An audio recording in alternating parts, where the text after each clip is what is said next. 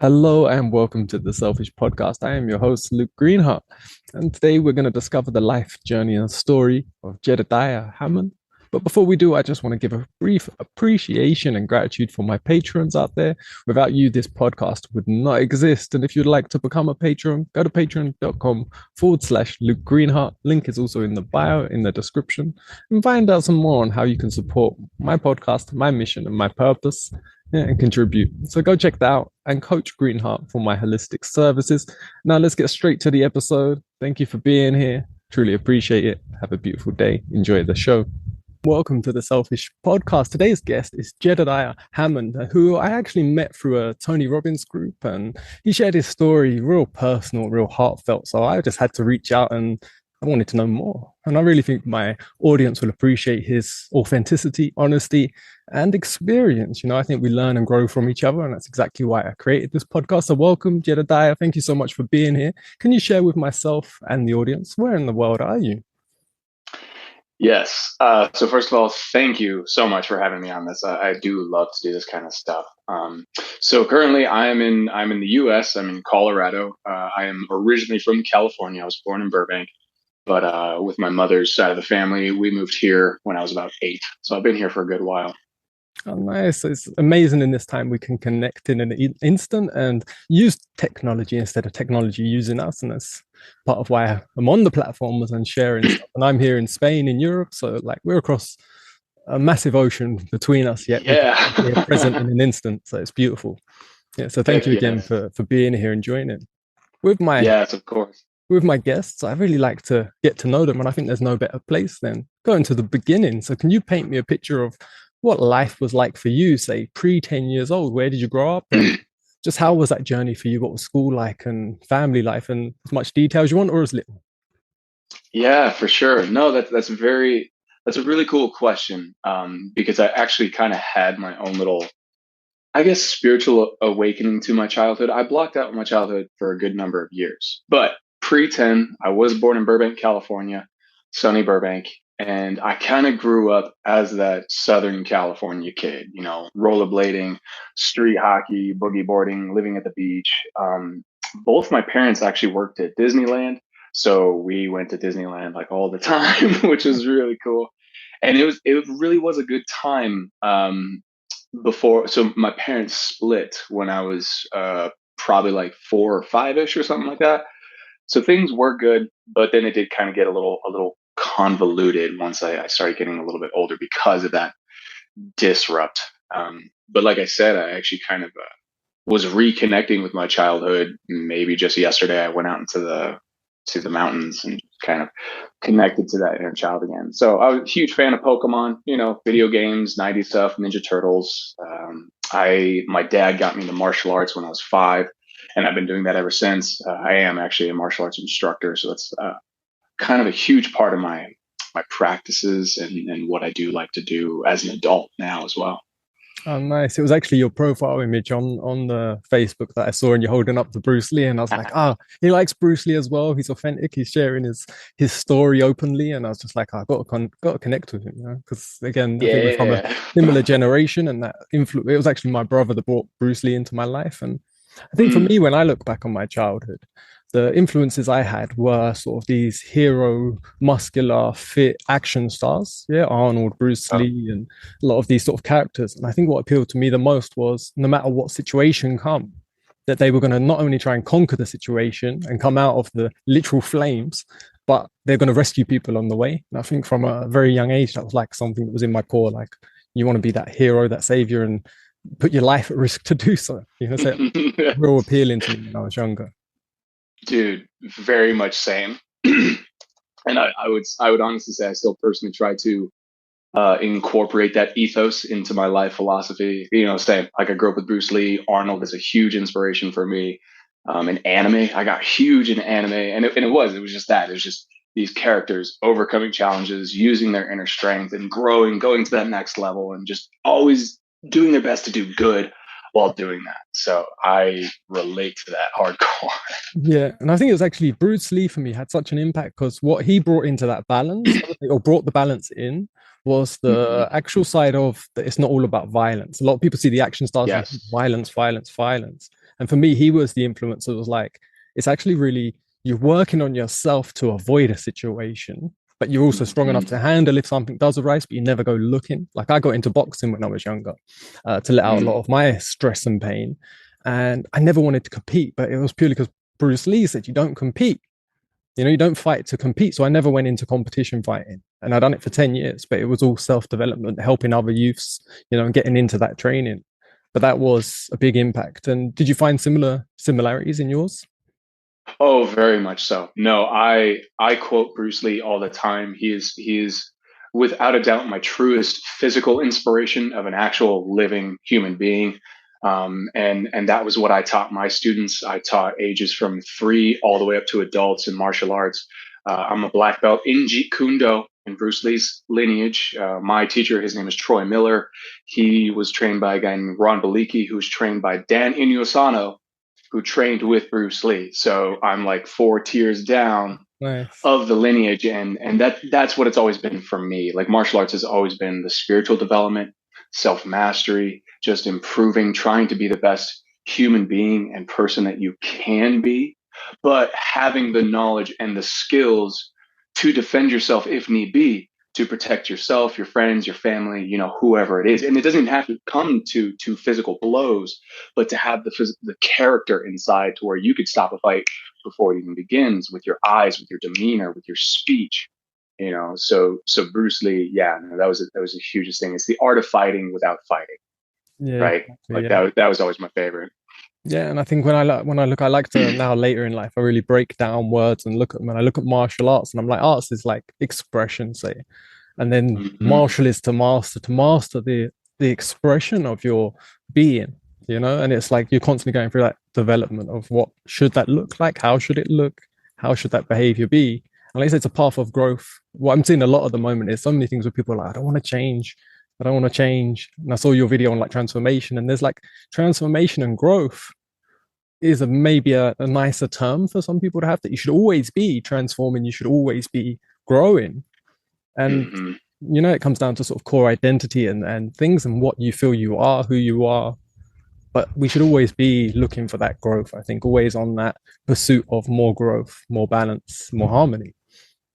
Oh, very, very, very much so. That's actually one of my favorite quotes by Bruce Lee: is the process of continuous growth. We're always growing, whether we want to or not. And that is the tricky thing for a lot of people.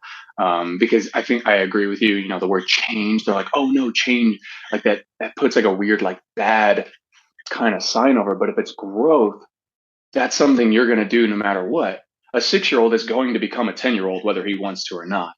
But it's how do we incorporate ourselves as most authentically as we can as we grow. Are we growing into who we truly are, right? I think that was another part of the martial arts, is it's the expression of your own authentic character. Who are you as a character? Not trying to emulate so and so, not trying to copy some other group of people, but really digging deep into the core of yourself, and discovering what can you become, right, in your most authentic form.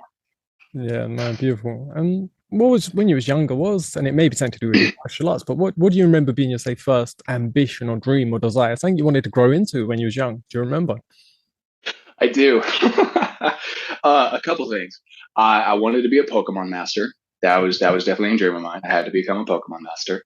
um I used to have the dream of being like a pop star. I got really into like Backstreet Boys and NSYNC and stuff like that, and I thought that'd be really cool.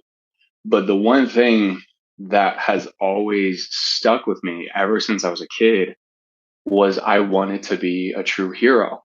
I wanted to be a true hero to people, because so my parents split when I was very young.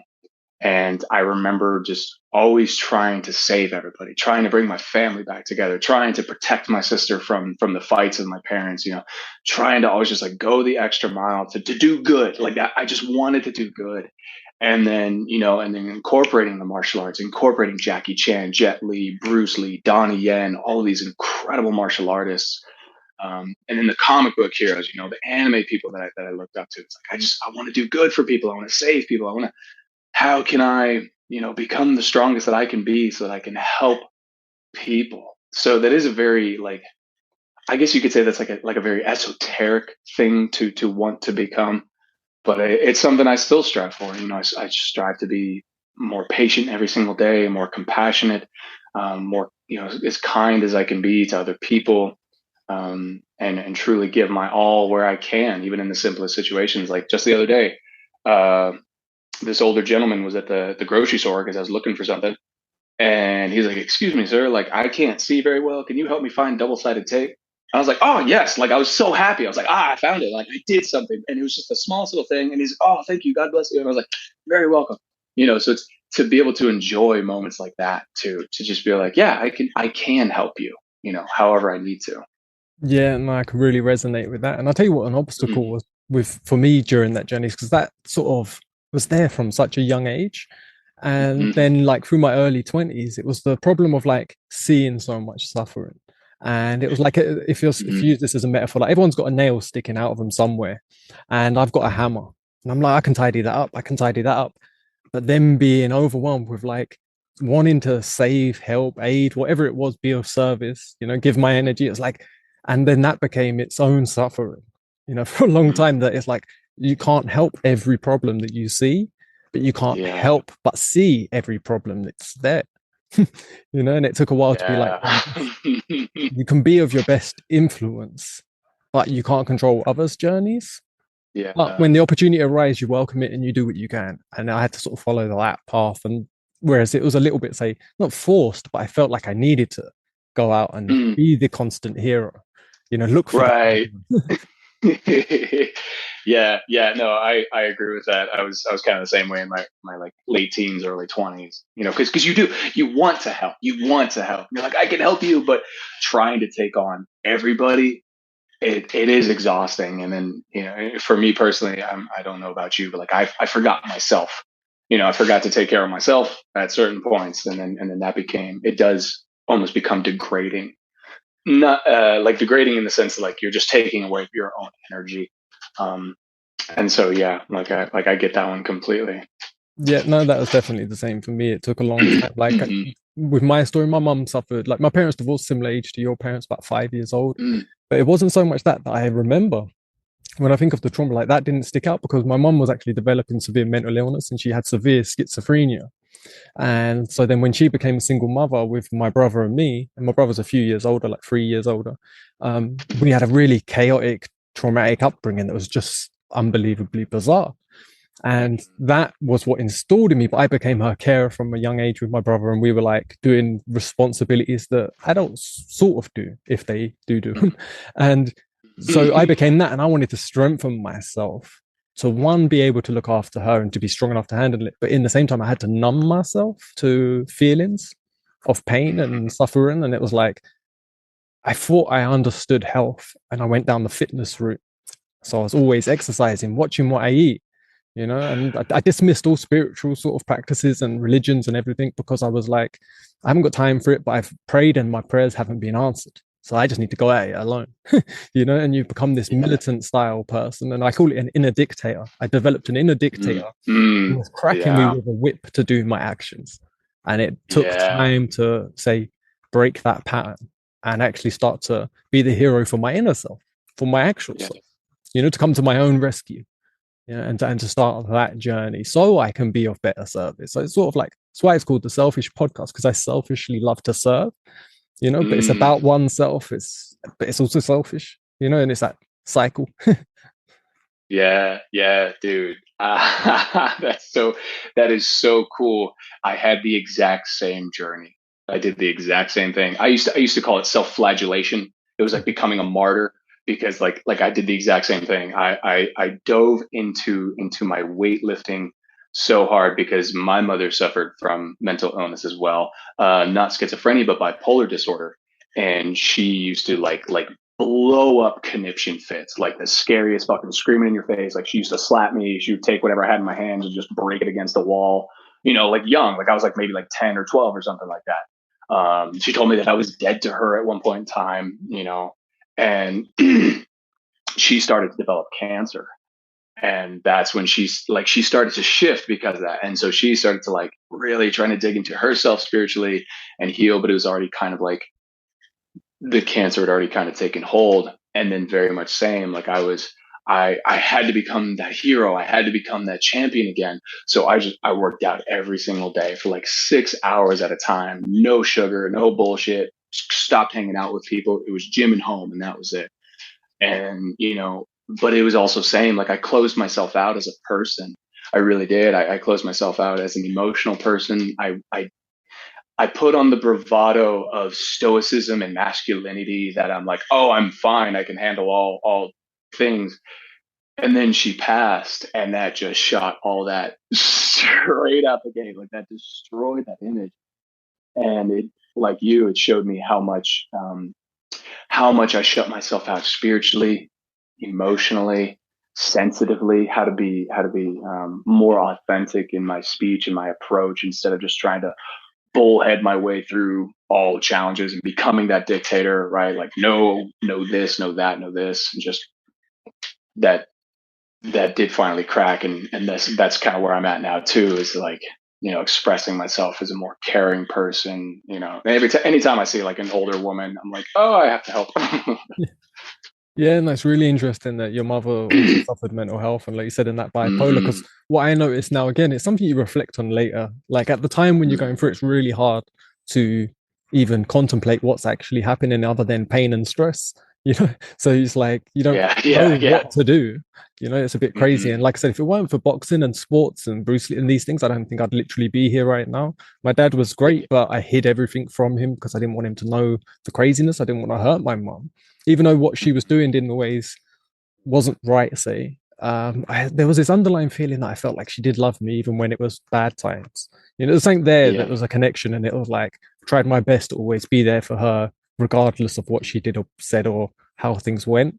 But it also made me extremely controlling in scenarios because my whole upbringing was out of my control, and unexpected scenarios would happen when I least expect them. I was talking with my love Danielle today because she came from behind me and made me jump, and I Mm, and I turned around mm, fast and like a reaction, like like you go to block yourself. You mm, always just yeah. block yourself. You always said, and I said to her, yeah, I said, Right. it was my whole beginning childhood. And I was laughing about it, whereas I wouldn't be before. And I was going, yeah, because my whole childhood, I had to protect myself. And I always felt like I had to have my defenses up for the unexpected. I used to like Yep. barrier up my bedroom door because I didn't know what was going to happen. So I'd move all my furniture and block it to go to sleep. So you got that imprinted into you that it's like, you've got to be defensive, you know? Mm. You got to be on aware, just always aware, always wired, always thinking. So yeah, Yeah. and it does bring Yeah. that in.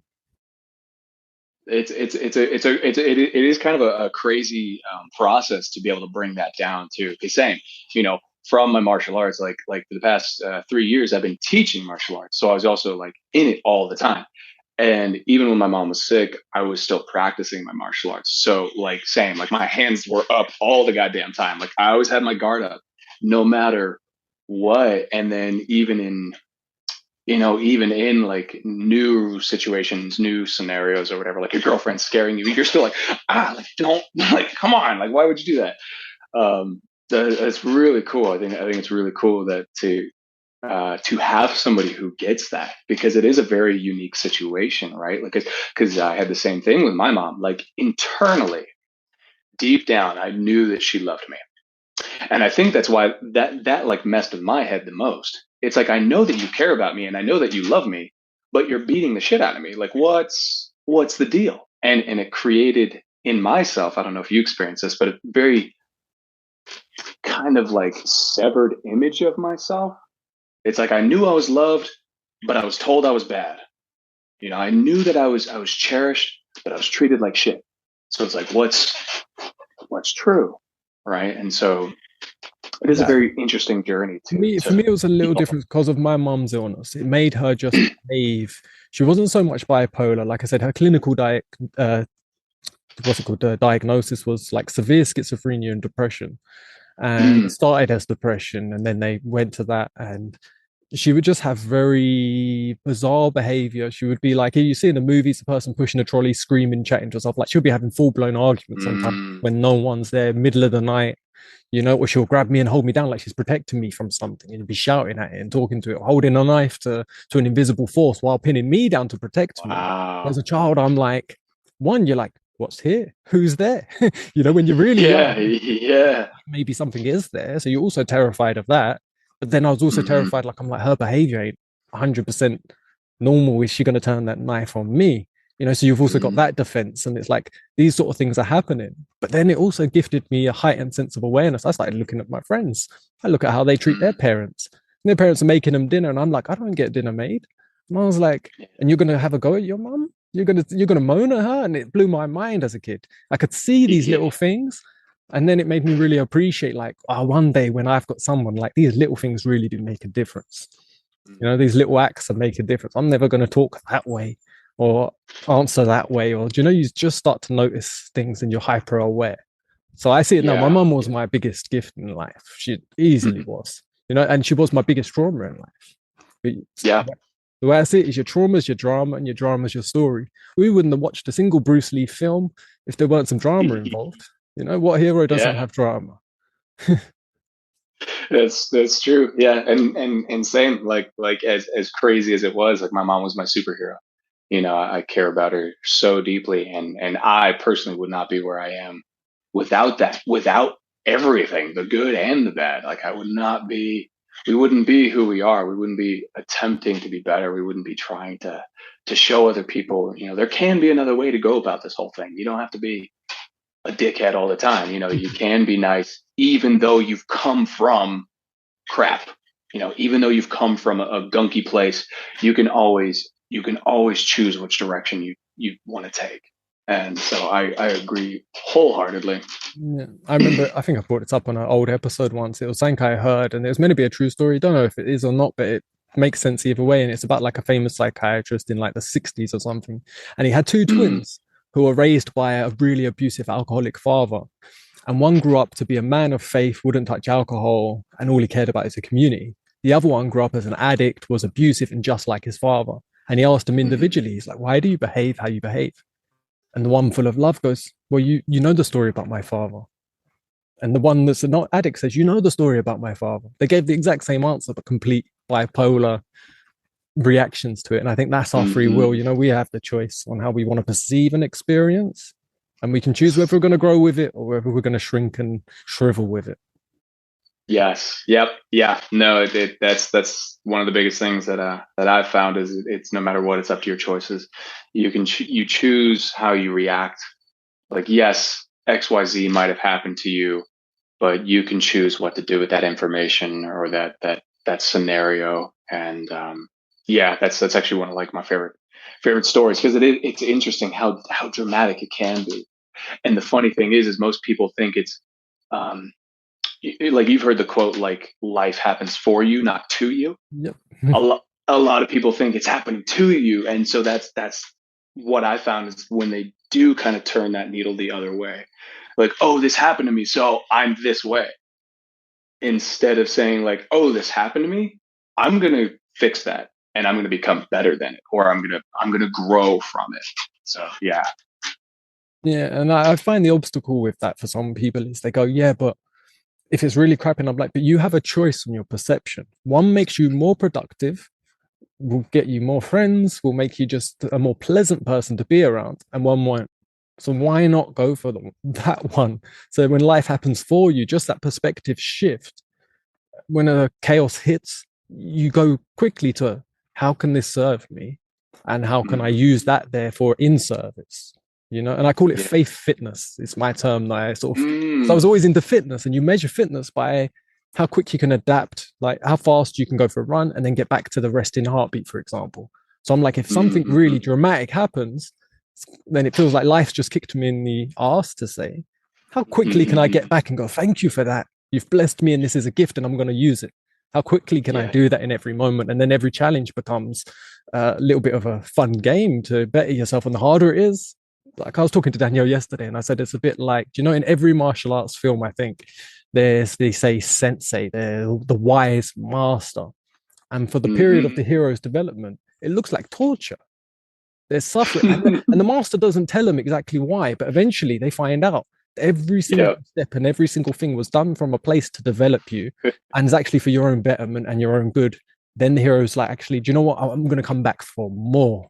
And I said, life's like that. I said, the dramas we get, what we get delivered. I said, it's like there's this wise sensei testing us, and he's teaching Yep. us. He's like, are we going to learn the lesson? But once we feel like have the perception, like this is the lesson we're learning, it changes your way that you actually don't welcome challenges. But if they do come, you go straight to that growth. Hmm. Shit, yeah. Like, dude, I love that so much because that's exactly what it is. I mean, as a current martial artist, like my teachers have beat the shit out of me. Like I've definitely been through some stuff, but it is like there does come a point. I think if we allow ourselves to open our eyes and see it for that, it's like, oh, I'm learning something here. And if I can now see it, that means I can apply it. And the more that I apply it, the better I'm going to get at it. And the more confident I'm going to be next time. And then, yeah, if you can just keep that going, you just get more and more confident. And, it feels good when you can come from that place. And I love your, how did you say it? Fitness by faith Faith fitness, fitness. Because faith faith, fitness. faith Okay. to me, well, faith was a taboo word for many years because I was like, Right. always said I'm a 99% atheist. You know, I could never be Mm, an absolutist. I think that was because of the say where I came from, everything was uncontrollable. So I could never mm, 100% say anything. But it's like right. 99%, there's nothing, you know? Life doesn't Hmm. happen for any reason, happens because of reasons. And I was very sort of dogmatic Hmm. and very precise with my, say, belief system. Whereas now I don't belong to any religious group. I'm full of faith, Hmm. faith for life, that life is serving me in every moment. Cool. I like that a lot. Because what I do for my practice is compassionate courage. So it's Nice. very kind of it's very kind of similar because it does. It takes courage to go the soft route, right? Like the art of fighting without fighting. It takes courage to be that softer martial artist or that softer just person, right? Because we can develop the shields, we can build the walls, we can hold our ground, stay firm, and never change, and just and set sediment, right? But I found that it takes courage to really step into that unfamiliar flow and the trust, that faith, trusting the universe, source, God, magic, whatever the heck you want to call it, and to step into that the compassionate nature that wants to learn, that wants to grow, that wants to get better, and then does see it as a challenge. And like you said, it almost becomes like a game, right? You're like, ooh, I'm getting better. This is cool. Like I don't know what's happening because it's unfamiliar, right? Because I can't control it. Like you said, there's a lot of things that we can't control, but we can always control ourselves. And I think if we can get in that playful, courageous, compassionate nature to kind of take it as a challenge, it's still going to suck. I mean, I still don't like getting punched in the face. It's not my favorite thing to do, but I'm better at it, and I can take it a little bit better, and it does kind of just become exciting to really expand and grow. Yeah. What about when you was younger, say when life was hard, let's say like 10, 11, it sounds like at Mm. that point, before you're sort of going through that, say, puberty stage and developing, but like when you're still a child and you've got a lot of stress and pressure going on in your life, was there anything at that moment that gave you a little bit of balance, a little bit of harmony, like art or fighting or anything that you did then, or musical? Yes, it actually was music. So I've been singing my entire life. My grandmother used to tell me stories that when I was two, like in the infancy, like I would sing to myself. I would lull myself to sleep. And that became my comfort space. So anytime any sort of like my parents were fighting or something bad was happening at school, I would always like either find a corner or like a little space that I could go to and I would just sing to myself and that would really soothe me. Um, Yes. I'll probably mention it a couple times. I love Pokemon. That was also another like escape for me because it was something genuine. It was sweet and wholehearted, and you played as a 10-year-old kid, and you're traveling with these magical monsters, and like you're going to save the world and change things. So that was kind of another, because I was never really like a violent kid. I was scrappy. I was scrappy. I'd punch you back, but I was like, I'm not going to look for aggression. I'd rather just have a good time. So it's either Pokemon, singing, and drawing. Yeah, I love to doodle. Art. A lot of art and creation was my playground. Yeah, and same for me. It was just drawing pen and paper.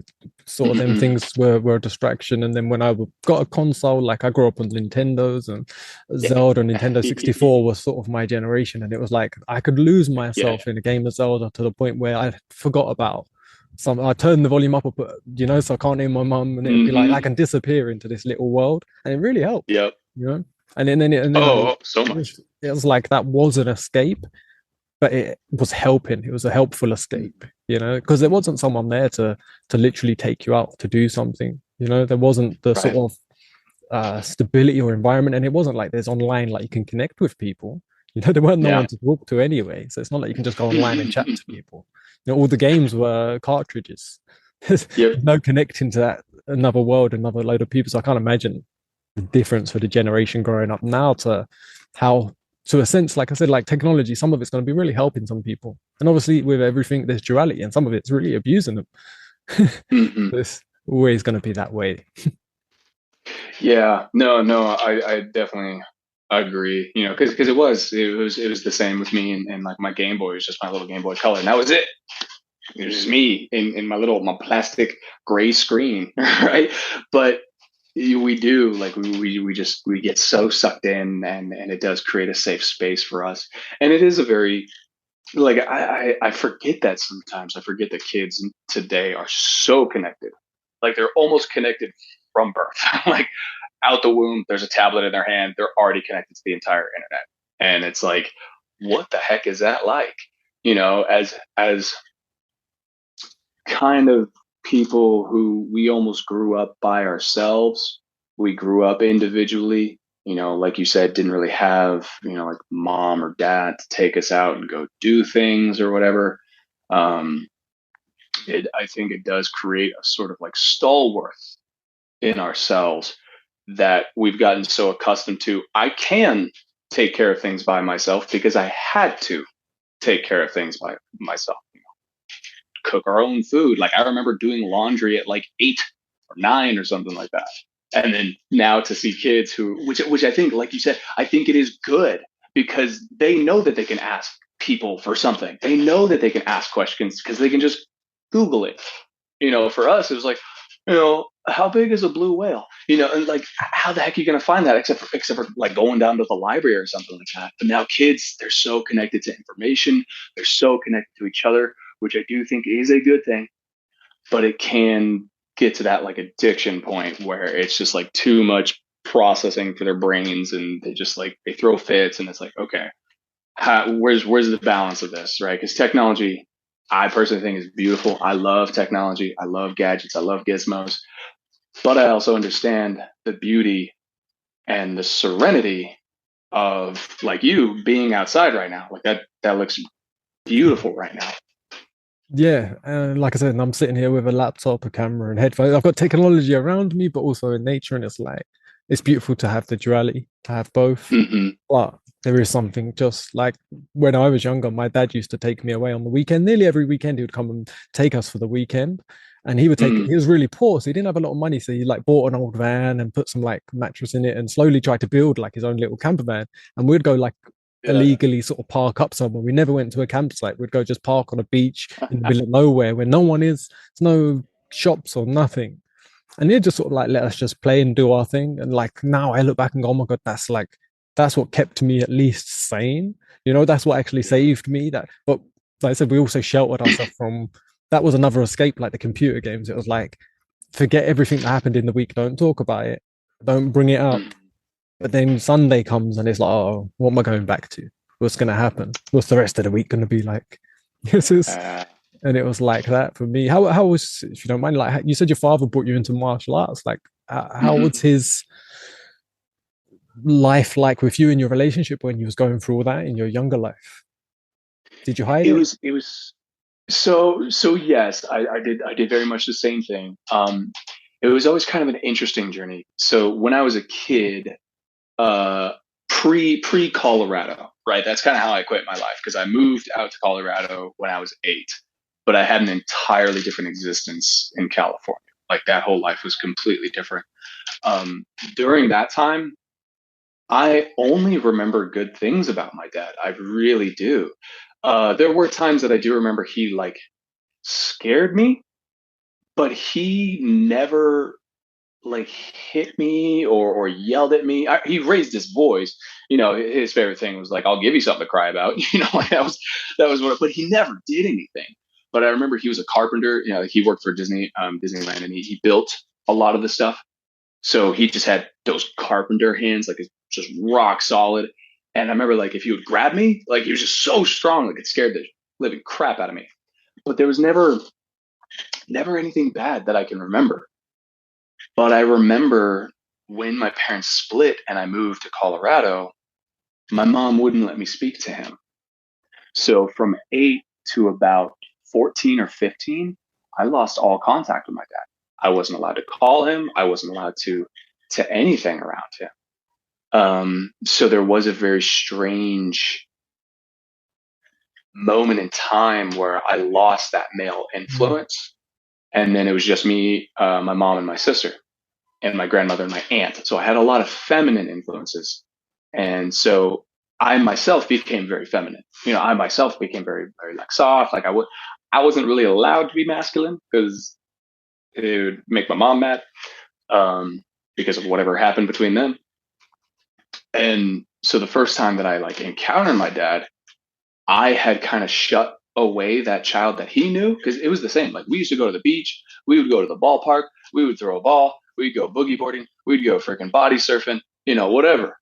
And I love that stuff. Like I almost drowned several times getting sucked up into rip curls, and I'd like get out of the water, like, let's do that again. And I would just run right back into the water.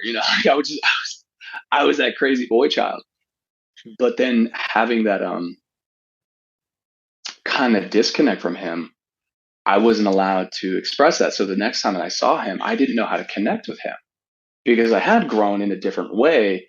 And this is where his wounds began to affect me because he was very like emasculated as a child. He was very abused by his father for being sensitive, for being a poet, for being an artist, for loving music. My dad's 70. My dad is 70 years old. And so he grew up in a completely different era. And he had a lot of toxic masculine traits that in like my middle school to high school years definitely negatively affected me. Like he called me his black daughter one time because I love African American comedians and artists. Like I thought Eddie Murphy was the funniest person on the planet. Bill Cosby, just anybody. I just thought they were cool. Mike Tyson, they're just beasts. And he used to give me shit from that because he grew up in an area where that wasn't okay, right? And so there has definitely been some healing in the recent years.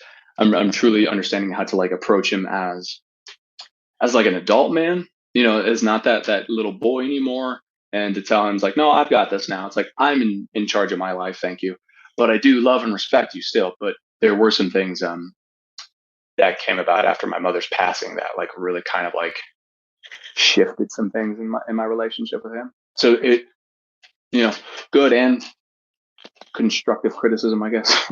Yeah, no, it's so interesting, and I can relate so much to certain parts in slightly different ways. And like with my mom's mental illness, what was so challenging when I was younger is she would talk so badly about my father, but I could never Hmm. see it. And as I Yep. grew up, and luckily I didn't listen to it because a lot of stuff she said didn't make sense. A lot of stuff she could accuse me or my brother of, I knew wasn't true, and it would happen in Hmm. when she's in a sort of really bad state. So it was like when she said the stuff about him, it's like I could gotta take this with a pinch of salt, as someone would say. Like Hmm. you always have that doubt still. It's always running because you're hearing this from someone that's your mother. So Yeah. like when I was younger, I was just like, am I missing something? Is there something here? And some other family members are going to be on her side, even though she was like delusional. They start to have it. So you start to realize that even the sort of her siblings are like looking down at my dad like he's someone bad. And it's like Yeah. when I grew up, I was like, okay, wait a minute. She was going through that. He didn't know how to connect with her, but she then just didn't want him because of the illness. And they didn't really even have a problem. He loved her till the day she died. She died last year. And like he said that, Mm. like he never stopped loving her, That was something that just went and it broke his heart. And I got to see and have them conversations with him, ask him about how they met, and actually have them, like you said, them grown up conversations where we're coming at it as two human beings who've had experiences, and telling him, saying, like, when I share my past, the only reason I didn't before is I didn't want to hurt you, and I'm not sharing it now to hurt you. Because I noticed that Yeah. when I started telling him about, like, just some of the stuff that happened with my mum, it was breaking his heart because he weren't there again to save or to change it, and he Yeah. can't undo the past. And he always felt like the burden, I think, of wanting to do that. And like you said, with your father's father, his father was there's no emotional expression that they had. Again, different generations. He put my dad in the boarding school, and said, like, you just work, you do your stuff, you don't talk about emotions. They never had a deep talk. He doesn't know how. He never met his mum, but he never knew even what happened to her. Never had that conversation with his dad. Wow. And like Wow. his dad passed like last year as well, and it was like, and he was just telling me, he's like, oh, I never had that connection with him. And I said, that's exactly why I keep trying to talk to you. Just reminding him. He said, so we don't have that. So I'm always digging in and trying to have deeper and longer conversations. But I can see for him sometimes, like, he just literally doesn't know how. And he Yeah. often say to me, he'd be like, oh, I don't ring so often because I have nothing to say. And I said, just ring anyway. I said, I've got loads to say. Yeah. Yeah. Yeah. Yeah, dude. Oh, that's beautiful. Thank you for sharing that. Like that's so beautiful because I mean for me sometimes it is kind of it's touchy to get to that spot, especially for me with like my dad. Like my dad was my fucking hero as a kid. Yeah. Like I absolutely, and I still love him. I adore him to this day. And it was kind of the same thing. Like after my mom passed, he was like, it hurts, but I'm happy I don't have to pay child support anymore. And it's like, that's kind of a crappy thing to say, but I don't know your guys' relationship, so Yeah. I get it. And yeah, like my family, everybody just dogs on my dad. I'm like, my dad's a champ. He survived cancer. He's still here. He's 7 years old. He's still practicing martial arts. He still runs in the mountains every day. And it's like, dude, how is that not cool?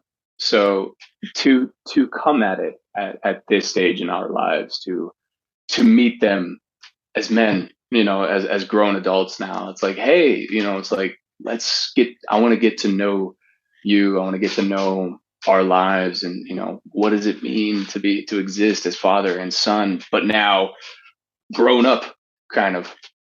Yeah. It's like, and like, not as like two friends, but sort of have a friendship, not just and like I was telling my dad, I was like, I don't just want to be a friend. I want to give back to you. It's like, let me Yes, do yeah, something for you. Let me take care of you. It's like, trust that I also have learned stuff in my life now that I can actually help you. And that's yep, okay. So it's like, and yeah. bridging that gap. And like I said, the main thing that I learned through my own personal journey was that inner dictator, and changing that and rewiring myself required lots of self-love practices. I didn't realize Yeah. that changed my self-love. I didn't know I didn't love myself deep down. I wasn't treating myself, like I said, how I would treat others. So changing Mhm. that, and then I had to develop into what I'd say is unconditional self-love. And that's where I found Mhm. balance and stability. But to have Mhm. unconditions, you need to have no expectations, which means that there's nothing to judge. So you lose all your self-judgments. And when I lost my self judgments, then I didn't have to judge anyone else. I could just let them be. And like I said, I can offer Mhm. influence, offer opportunity, but I don't have an expectation on their behavior from it. They're independent from me. So, but that also Yeah. gifted me with my father. I was like, he can do what he wants, but I'll be the best influence to him I possibly can. But I don't Yeah. have any judgments for his behavior or past behaviors or current behaviors. So he can do something that winds me up. It's up to him. This, Yeah. Yeah. Right. It's like that. yeah. That's who you are, and that's what you're gonna do. Yeah, and it's like, it's no problem. I'm still here if you want. Yeah. Yeah. No, dude, that's such a cool place to come from. Because same, that's really been my delving into right now. And what was funny is, like, as you were saying that, one thing that I've actually been doing, speaking of unconditional love, is I learned this from a friend of mine, is I talk to myself how I would if I saw a dog. Right? Like, out Because loud like or oh yeah, no, like yeah, out loud, like I'll do it. Like if I'm in my car, I'm sure I look crazy. But like think about it. At least for me, and I'm not sure about you or not, but like I'm a huge animal person, especially dogs. I love dogs. And what do we usually give dogs? unconditional love. We don't give a what they do. We love them. If they shit on our floor, if they chew up our favorite whatever, we're like, oh, you son of a gun, I still love you, right? And so I've almost been having to like step into that, and then same kind of transferring that into the interactions with our fathers, to and I don't know if it was the same way for you, but it was almost intimidating for me to like not stand up to my father, but stand in front of him and be like, yes, I know some stuff that you might not know. Allow me to share my information with you as well. That was a big thing for him. And I, like you said, it's just like, I have to let you respond how you're going to respond because that's who you are, but I still love the shit out of you. Yeah, no, definitely. And as to the animals, I have a dog and I have five. Yeah, I So saw it my running dog, around. yeah, I was gonna say my dog. I don't know if he made it in the camera or not, but he's running around. The cats and the dog all walk together. Danielle's literally just taking them for a walk now, so they all go for a Oh, big family walk. But that's so awesome. yeah, no, definitely the sort of like you said, talking to yourself with that, how we treat animals and how Hmm. we, like you said, you don't have these expectations on them so much, like maybe a little bit, but not, you don't really, And I think depending on which, Yeah, how bonded you are with it, sometimes they can get away with so much, and yeah, yeah, my doggy can fart and like it's the most horrendous thing in the world, but you still laugh about it. Nah, it yeah, doesn't matter. Or you'll bark and go mad at someone and it'd be really embarrassing, but like that little frustration where you calm them down, but you don't hold it against them, you know? yeah. No, It's just like no. you're allowed a little outburst now and then, that's fine. And we've got to have that for ourselves. Like for me, the Yes. the sort of what was the hardest was representing outside how I feel inside was a real obstacle. I was going through my say Hmm. process, and this was only maybe 4 or 5 years ago. And I was feeling really good inside for the first time in my life. I was like, oh, I'm Mm. practicing this self love. I feel great. I'm like having these different feelings and emotions and feel this freedom that I've never felt. Everything's lifting off me. I'm feeling lighter. And Danielle said to me one day, like, she's come to me and her head's tilted. She's like, you okay? And I was like almost insulted. I was a little bit defensive. And I went, what? I'm feeling great. I was like, what's wrong? She goes, well, you don't look it. And I took a pause and I was like, wait, do I still not look like I feel? And I realized that inside I felt a certain way and I couldn't represent that externally. I still had a miserable looking sour face. I didn't smile throughout the day. I was cold looking. I still had what I'd conditioned myself, that hard and stern being that I had to Hmm. develop over years. And then I started challenging myself. I was like, do you know what? I'm going to try and always look how I feel. Now I'm going to go on a walk and I imagine that someone's filming me and it's like a silent movie and you should watch it and go, that person's having a wonderful walk. Ain't they enjoying their walk? Mm. Maybe they got a little skip in their step, a little smirk. They wave and say hello to passers-by and you go, wow, they're having a really good walk. And I had to, and that was so hard. It was so hard. Yeah. Now it's not. But that really, I had to train myself. It was like going to the gym. It was like going on the bag for hours, and really pushing yourself. It was like Yeah. it was such an obstacle.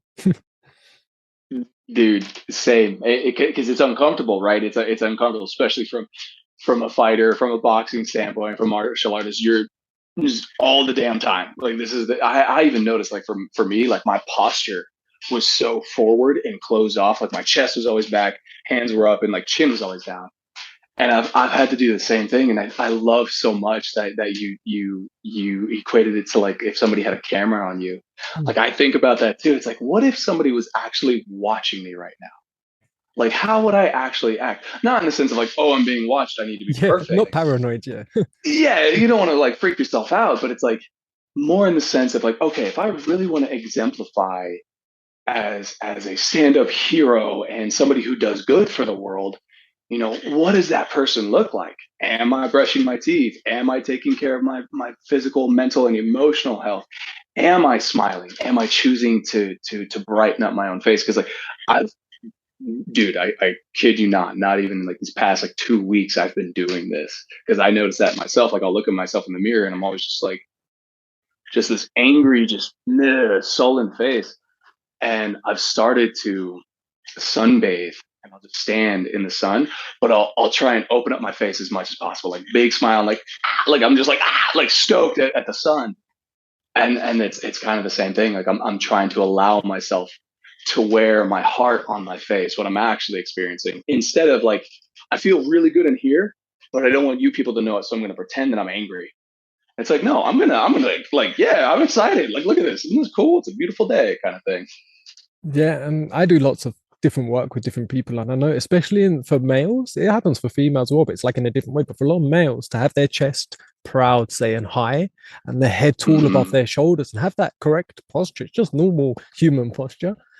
When I Yeah. get them to do just that exercise and hold it and go for a walk and have a smile, they come back with this like, I've really struggled. Like, who am I to do this? Like, is it aggression? Is it this? And I'm saying, no, you're just feeling good, light, happy, confident, assertive.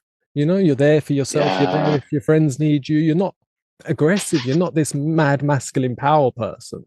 It's just Yeah. like you're just standing like you love life. You love yourself. Yeah. And it's just like we've had so much conditioning, I think, as from all the influences, from our own lives and traumas and medias and all, just everything. Yeah. So many little powers to Yeah. so many games to play. Oh, so many. So many.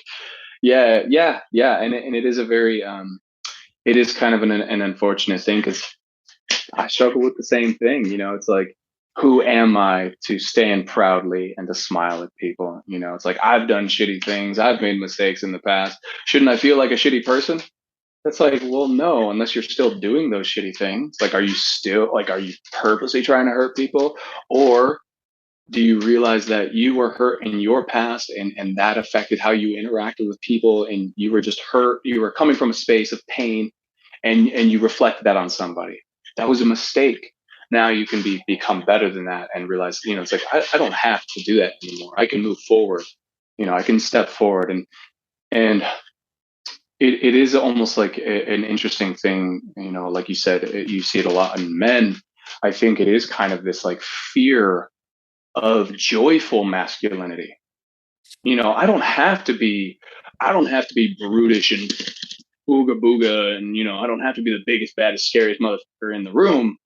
I can be the most excited person in the room, but I can still carry myself with pride. It's like, I do look good. Thank you for noticing. I take care of my body. I really cherish this physical vessel that I have.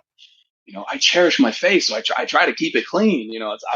Thank you, because people compliment me on my hair, and it's like, thank you. Like, I'm trying my best to do it, but I'm just enjoying myself as a male. I can't deny what I am, and I think that's because, kind of what you said, what society does and what we've been taught through our lives is, um, it's almost like we try to not be what we are, and unfortunately, it is because there have been so many, negative, toxic, masculine influences in the past.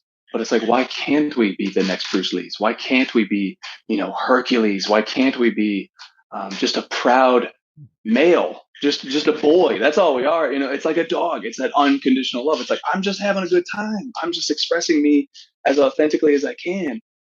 And then by doing that, I can't deny an aspect of myself. So I can't deny my masculinity. I can't deny that I'm a guy. I like to have a good time. I like to go out, play, get in the sun, get wet, get muddy. That's good stuff, kind of thing.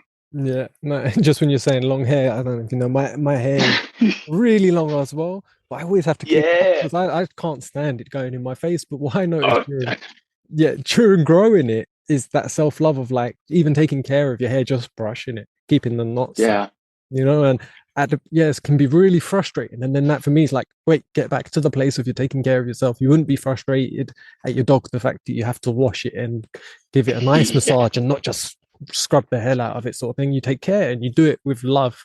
So for me, it's like Yeah. even them little practices, you brush your hair. Does that feel like you're doing it loving? If someone was to walk in, would Hmm. they go, are you brushing your hair with love or are you ripping it and Right. angry? And it's Hmm. like, how does that look? And like you said, it's just having that outer perspective of if it was a film or a movie, would the director go like, no, you're playing the character all wrong. That's not what he acts like. That's not how he behaves. That's not his behavior. This is a guy full of Hmm. love and joy. He would be more like this. He would stand like this. He would have a smile like this, And a lot of the time, I think if people could look a little bit more at themselves like that. Like I spoke to someone earlier today on another podcast that I was on someone else's, and I was Hmm. talking about a phone call. And I said, often when we phone someone, we have a idea of an attitude that they hold. Hmm. and you know who you're going to follow, what you really sort of expect on the other end 99% of the time. And we have certain friends that we're like, do you know what? Anytime I ring them, I know exactly how they're going to be. I'll ring them no matter what. And we have certain people where we're like, do you know what? I don't think I'm going to ring them today because I just know sort of what I'm going to get and I just don't want it right now. And then you have to do that to Mm, yourself. What do they think when they see your name on the phone? Do they look and they go, shall I ring? What attitude do we hold? And it's just right. having them reflections. And I think that it's the attitude we carry. Not say we're talking about happiness on this other podcast. And I said, don't worry about happiness. Happiness comes and goes. It should. Do you know what I mean? But if you concentrate on your attitude, your radiance, rather than your vibe, vibes are up and down. They always are. It's nature. But radiance, it's continuous. So what are you Yeah. radiating?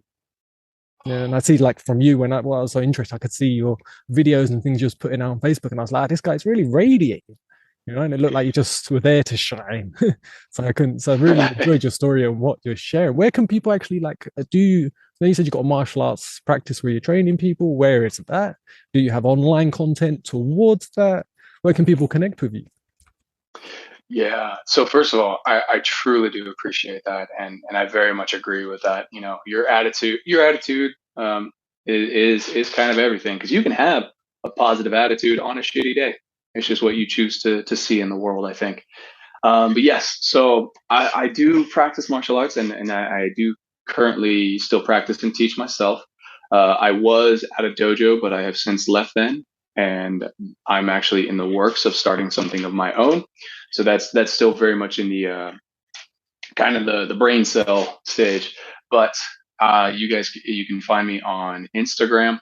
I go by the tag name Bony Back Rivers. That was just the name that I got when I was in school, and I just kind of kept it. Okay, it sounds like a musician Um, name or something. it kind of well, it was an internet quiz, and it was like an internet quiz of like, what's your Colorado River guide name? And it was Bony Back Rivers, and I was like, all right, I'm keeping that. So I am becoming more constant on my Instagram. I've really recently been putting a lot of work in my TikTok.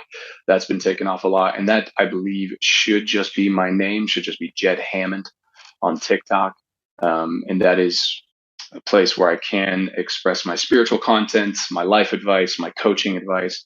I do spiritual coaching as well. I do one-on-one sessions as well as working towards group sessions, and that I go into confidence building. I go into breath work, shadow work, meditation, and just all around how to feel good again as a human being after going through so much crap. Yeah, nice. And I love that you said again, because to me it's we're born unconditionally loving. That's what we are. That's our innate place. We have to get back there. It's Hmm. not something new. We get back to where we began. Yeah, yeah. Uh, I think in a more authentic way because now, like with us, people who like we started out as the person that we were before trauma. Trauma happened. We kind of lost ourselves in the sauce. We got confused. We wore the masks that society placed on us and the own agreements that we put in our own mind, and then we work our way out. But now we can look back and be like, oh, that's who I really am. Now I can carry that with confidence, and now I can be even more authentic in that expression. And I can say like, haha, like this is me. Like challenge me. I dare you. It's like I've been tested and I stand in my truth kind of thing. Yeah, and I think along that journey, and I can see that you do it as you're helping and coaching people in it. To me, it's a bit like Batman has his utility belt. You start to realize, you go, I haven't got a mask Yeah. anymore, but man, have I got a lot of little utilities and little tools and tactics and tricks that speed this process up. Heck yes. Yeah. Like I got batarangs for days, man. Don't even try it. Where can people find your Yeah. coaching? So that I am building an actual website for it, but currently people can find me through my Instagram and through my TikTok. They're more than welcome to find me on my Facebook as well. My Facebook is just Jed Hammond, but I am in the process of building an actual website so I can have a landing page that people can actually go to sign up for sessions. But right now, through DMs, through instant messaging, wherever anybody would like to find me, that's how I've been going about it. Nice. I'll make sure I also put it all in the show notes so people can just simply go down and click it and check you out and at least just follow you. Like I said, I saw your little video. I'm going to check it out on Instagram. I don't have a TikTok Yeah. anymore. It frustrated me too Oh, much. No, no, I was diluting myself with so many online places to be. I was like, right, Instagram. I'm learning Facebook. That's actually new for me. So I was like, Instagram and Facebook. I love YouTube. I've been on that for ages. So I was like, YouTube, Mm, Instagram, Facebook. I'll stick to them for now. I'll leave TikTok alone. And but yeah, so I'll make sure I'll go check you on them. But yeah, I really enjoyed just seeing your little videos, your 1 minute ones. I think I saw one today where you was talking about just being I wasn't about being authentic. Apologies. I'm actually forgetting now because I listened to it not that long no, it's ago. okay. But you just what you were saying anyway, it's like the more content like that we input into ourselves, where it is about growth, it's about accepting yourself, acceptance. And it is about that Yes. that difference. Like I said, the more people you can follow. So even if you don't want one-on-one coaching or you don't know, if you're already online, follow more Hmm. content like that. And it's going to Yes. aid you in your journey just by being surrounded by growth and encouragement. I don't want to say positivity because again, it's a bit like change. Some people are like, oh, positive, positive. It's like just it's Right. growing. You look at information. Does it make you feel more confident, more encouraged when you finished watching it or engaging in it? Like I said, consuming it, or do you feel a bit tight, anxious, irritated? And I find that when you Right. look at content in that way, you're surprised how much actually leaves you afterwards, full of anxiety, anxiousness, frustration, anger. And then the ones that you Yeah. go after, you're like, do you know what I'm going to take on the day? I'm excited about this, or I just feel a little bit better than I did earlier. Yeah. Yeah. No, I agree. Because that's also why I try to stay off the social media too much because I'll still get like, oh, like just sucking in all that information. But no, that is one thing that I really do uh, work on practicing is like my videos. It's a safe space. I'm here to talk with you. I'm a friend. I've been through it. I want to express my love and my compassion. And like you said, it's not always positive sometimes because life's not always positive sometimes. So I just try to give people that encouragement. I think if anything, it's like you can overcome anything. Like seriously, just to give like a real kind of deep part of my story. 6 years ago, I had a gun to my head. I was ready to call it quits, but now I'm back. Again, like I'm me again. And if anything, I would love to give that to people. So yes, like you said, you don't have to come and get the coaching. You can just come, hang out, get the videos, and just experience good times.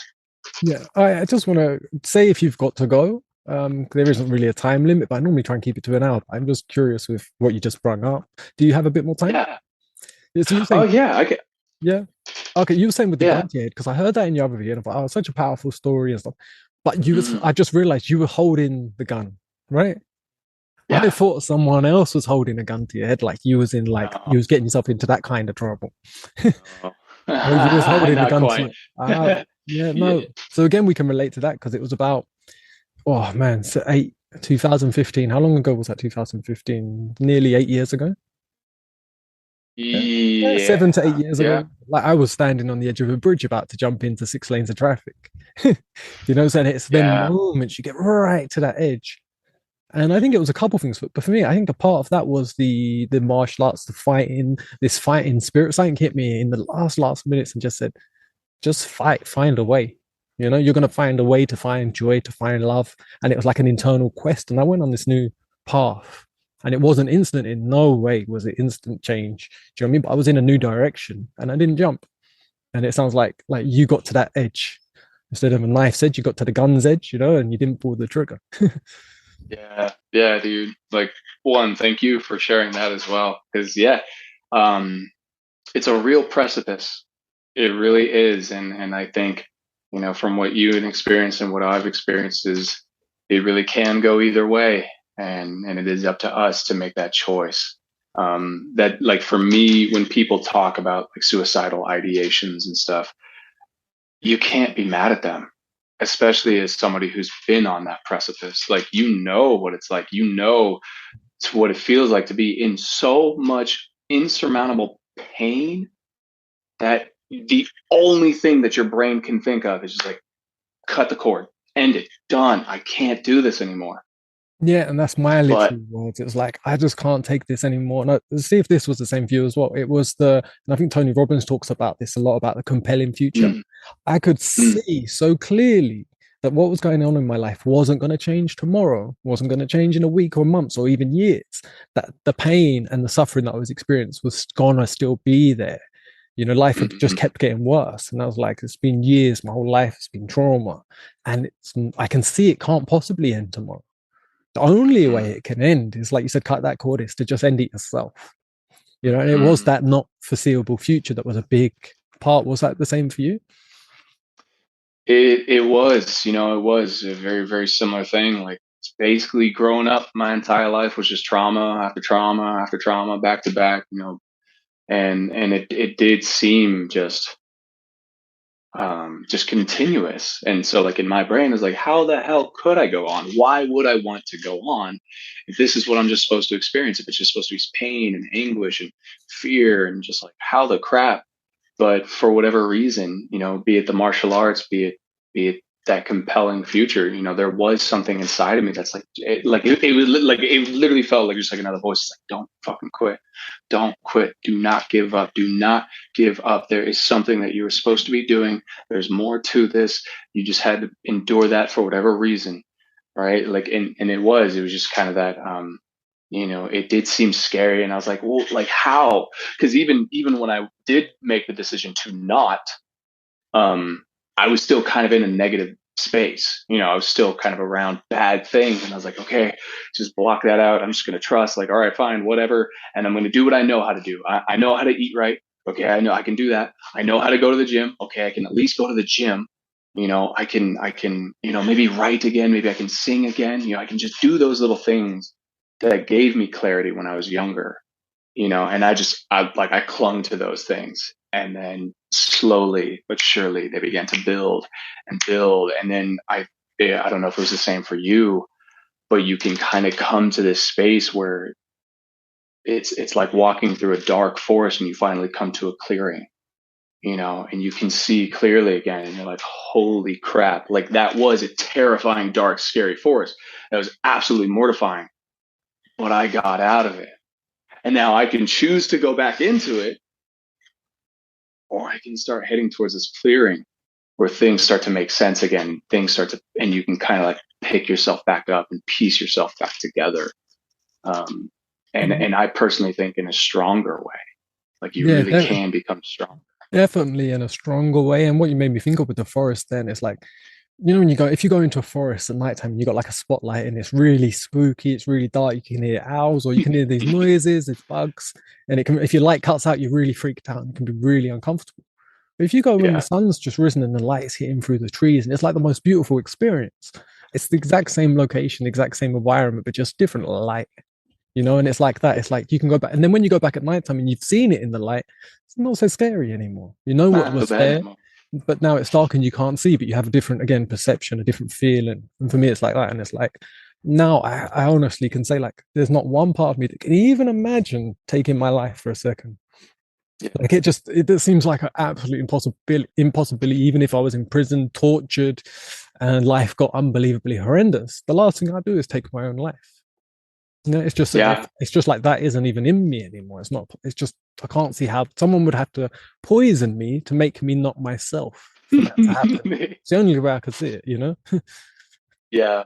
You're Yeah. good, Yeah. like Yeah. trying to do that. Yeah. Yeah. Right. And I don't know if it was this way for you, but for me, that ability, right? It's like, I can't see myself doing that.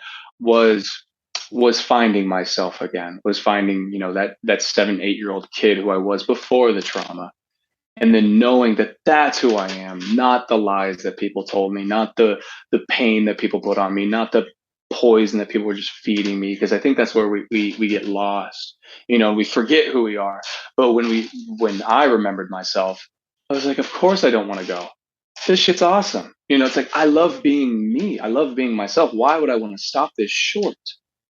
But most of the time, I think when we're at that place, it does come from a place of forgetfulness. We forget how much we actually love ourselves, and we forget how much we cherish our own personal sense of well-being. And like, dude, like, one, kudos to you for overcoming that precipice as well, and Thank you, and to be thank you able for to. sharing. Yeah, of I think course. for No, me, it's it's the not so much even connecting with my child. It was like just the self-love and appreciating my body. I wouldn't want to physically harm my body by injuring it. I wouldn't want to take my life. And it's a bit like you said about the dog. This can you imagine taking your dog's life just because Yeah. maybe Oh you're my having a God. hard time? It seems insane, you know. And exactly that. Yeah. It's like I can't imagine doing it. You know, if I Yeah. die of starvation slowly rather than kill myself because I can't eat.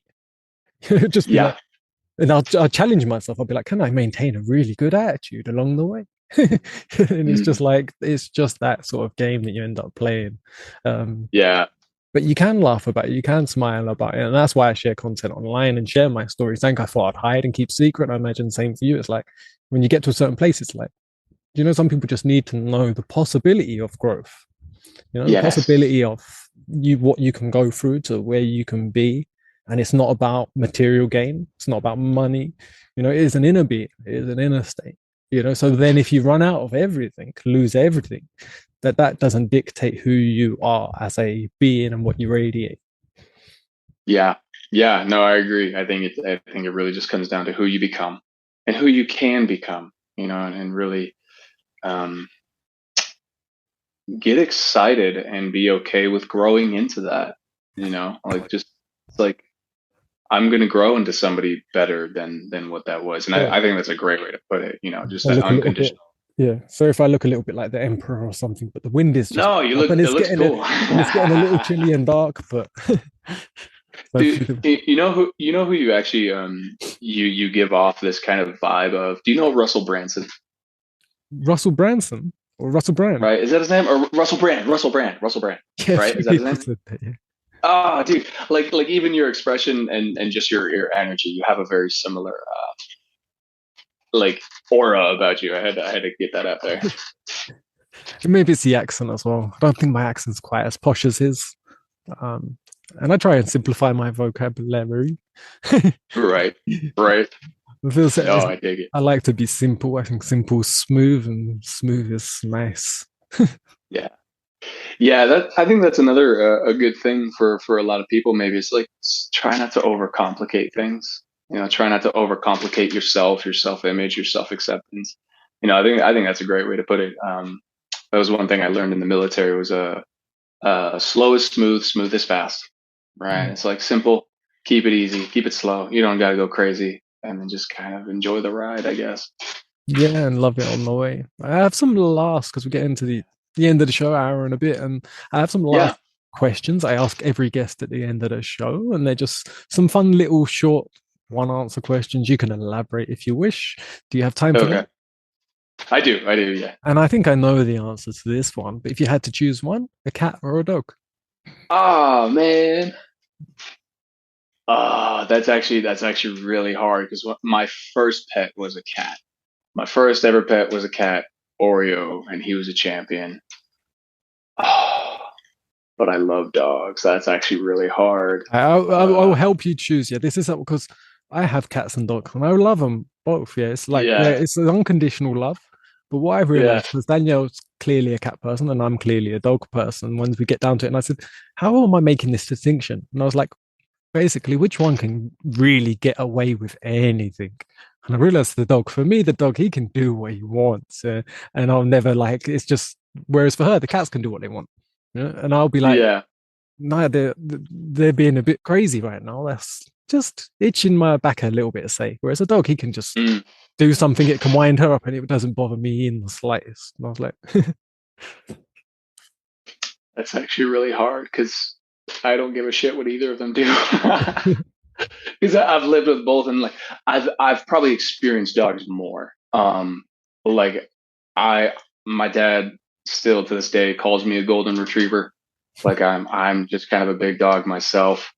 But I think like if I were to personally go out and adopt an animal, it would be a dog first. I think it would be a dog.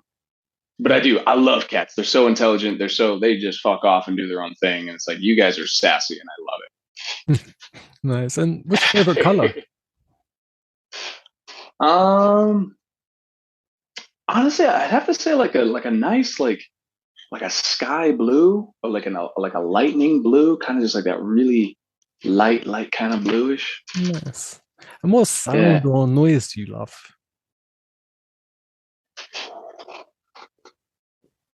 Oh, there's a lot of good sounds out there. Um, Ooh, I'd have to say like deep ocean sounds. Like if there's a microphone under the ocean and just like that kind of like burbly sound. I love whale calls. So probably anything to do with the ocean or water, I think. Nice. And what sound or noise do you not love so much? Uh ASMR. Anything that has to do with tiny, scratchy, whispery sounds. I'm like, speak up. Like, stop whispering.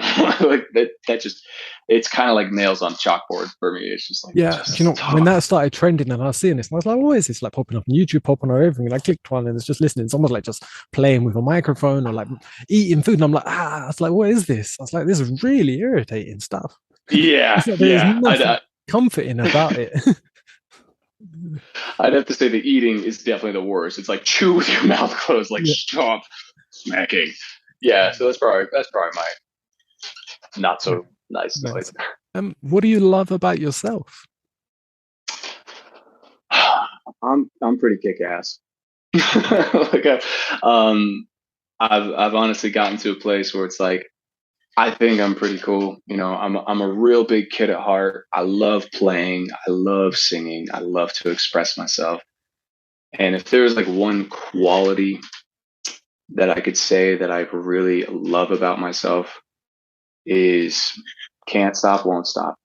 Like I cannot stop moving. I can't stop being who I am, and I won't ever give up. And then that was something that I learned about myself that I've persevered through many a challenge, and so I'm pretty proud of myself for standing up to the things that I have. Oh, nice. What do you love to see in other people? Um, Genuine self-expression. When somebody, I love when somebody expresses something that they love, like that they care about. If it's like, uh, from myself, as a geek, as a nerd, I love playing video games still. I love anime. When I hear people like talk about those things, those little things that they like, that they kind of keep in the closet, I love that. I'm like, yes, tell me more because it's exciting because you're excited and it makes me happy. So when somebody is expressing something that they're truly excited about, that gets me fucking going. Nice. Yeah. And last question: what do you love about animals? This can be like wild animals, pets, both. Because they're awesome. Like, I don't know. Yeah, you kind of grew up in the same era, dude. But Steve Irwin, I grew up with a crocodile hunter, and I've always been an animal person. Like I love bugs, I love quadrupeds, I love mammals, I love uh, hunting animals. I love big fuck off bears and mountain lions, and I love gentle deer. And like I don't know, they're just for me, they're all magical. Like I don't know how to explain it. Like they're fuzzy, they have too many feet, and they smell weird. I just love that. Like I love Well, that if, about if all of them. if you're looking for a partner, there's your requirements right there. If you're going to put a personal ad out, Yeah. You got to be fuzzy, too many feet, and you have to smell weird. nice. Well, Jed, Jedediah, it's been amazing to hear your story and connect with you more, and look forward to following your journey and just seeing where life goes and how you continue your service.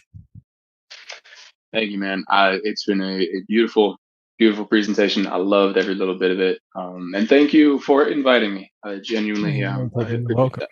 Thank you for sharing. Like I said, it was your own authenticity and openness that brought me in and made me want to get you on the show. Wonderful. Well, then I'll keep doing that. I'll be better at that. All right, thank you so much. I'm gonna end it here, but if you stay on the line, say line like it's a phone call. I don't even know if it's called. Yeah, right. Stay on the wave. Stay on the Stay on the wave. yeah. Yeah, radio waves. What the hell is it? Microwaves? Yeah. Stay on the ether, and I will say goodbye to the audience. Thank you everyone for listening, and see you next week. Hi, everybody. I truly appreciate you watching to the very end, so you must have liked it, so hit that like button and support the podcast on Patreon, patreon.com/Luke Greenheart. Go check it out and see how you can help support my mission to create more content and to be of service.